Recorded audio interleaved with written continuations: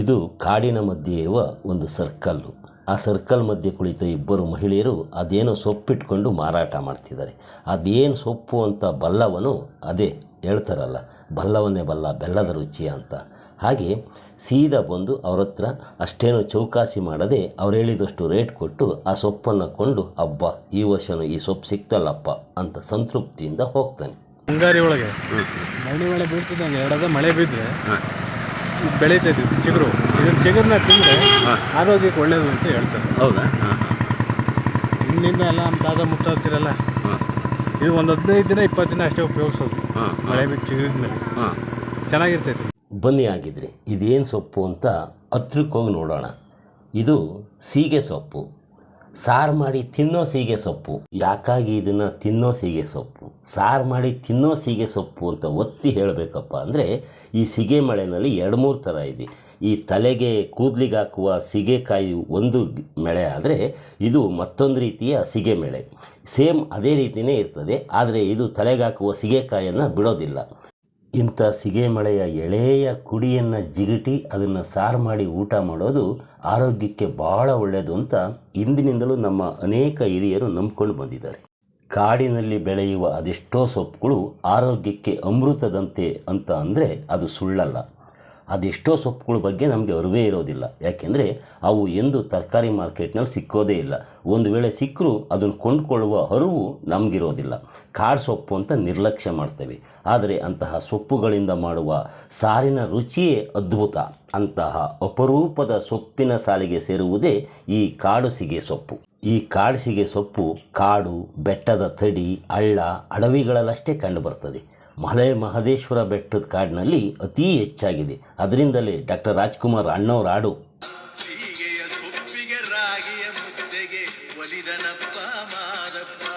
ಸೀಗೆಯ ಸೊಪ್ಪಿಗೆ ರಾಗಿಯ ಮುದ್ದೆಗೆ ಒಲಿದನಪ್ಪ ನಮ್ಮ ಮಾದಪ್ಪ. ಇರಲಿ, ಈ ನಮ್ಮ ತುಮಕೂರು ಜಿಲ್ಲೆಯಲ್ಲಿ ವಿರಳವಾಗಾದರೂ ಕೂಡ ಅನೇಕ ಕಡೆ ಈ ಸೀಗೆ ಮಳೆ ಕಂಡುಬರ್ತದೆ ಅನ್ನೋದೇ ಒಂದು ಸಂತೋಷದ ವಿಷಯ.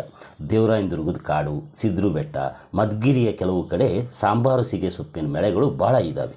ಚಿಕ್ಕನಾಯಕನಹಳ್ಳಿ ತಾಲ್ಲೂಕಿನಲ್ಲಿ ಕೂಡ ಈ ಸಾರು ಮಾಡುವ ಸೀಗೆ ಮೆಳೆಗಳು ಇರ್ಬೋದು. ಆದರೆ ನಮ್ಮ ಸಿರಾ ತಾಲ್ಲೂಕಿನಲ್ಲಂತೂ ಇದ್ರ ವಾಸನೆ ಇಲ್ಲ. ವಾಸನೆ ಅಂದಾಗ ನೆನಪಾಯಿತು.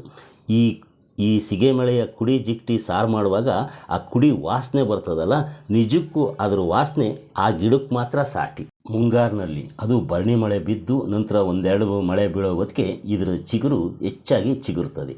ಆಗ ಮಾತ್ರ ಇದರ ಸಾರು ಮಾಡಿದರೆ ತುಂಬ ಚೆನ್ನಾಗಿರ್ತದೆ ಅಂತ ಹೇಳ್ತಾರೆ. ಬೇರೆ ಕಾಲದಲ್ಲಿ ಕೂಡ ಇದು ಚಿಗುರಿದ್ರೂ ಕೂಡ ಅದರ ಸಾರು ಅಷ್ಟು ರುಚಿ ಬರಲ್ಲ ಅಂತಲೂ ಹೇಳ್ತಾರೆ. ಒಂಥರ ವಿಶೇಷವಾದಂತಹ ಘಾಟು ವಾಸನೆ ಬರುವ ಇದರ ಸೊಪ್ಪಿನಿಂದ, ಇದರ ಚಿಗುರಿನಿಂದ ಸಾರು ಮಾಡ್ತಾರೆ ಅಂದರೆ ಈಗಿನ ಪೀಳಿಗೆಯ ಜನರು ನಂಬುವುದು ಕಷ್ಟ. ಇಷ್ಟೊಂದು ವಾಸನೆ ಬರ್ತದೆ, ಇದರಿಂದ ಯಾರಾದರೂ ಸಾರು ಮಾಡ್ತಾರಾ ಅಂತ ಕೇಳಿಬಿಡ್ತಾರೆ.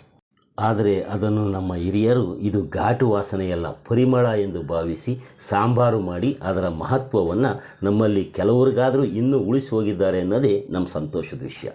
ಈ ಸೀಗೆ ಸೊಪ್ಪಿನಲ್ಲಿ ಬಸ್ಸಾರು ಮಾಡಿ ಯಾರೇ ಅದನ್ನು ಊಟ ಮಾಡಿದರೂ ಹೊಸೊಬ್ಬರು ಅದಕ್ಕೆ ಫಿದಾ ಆಗೋದು 100% ಗ್ಯಾರಂಟಿ.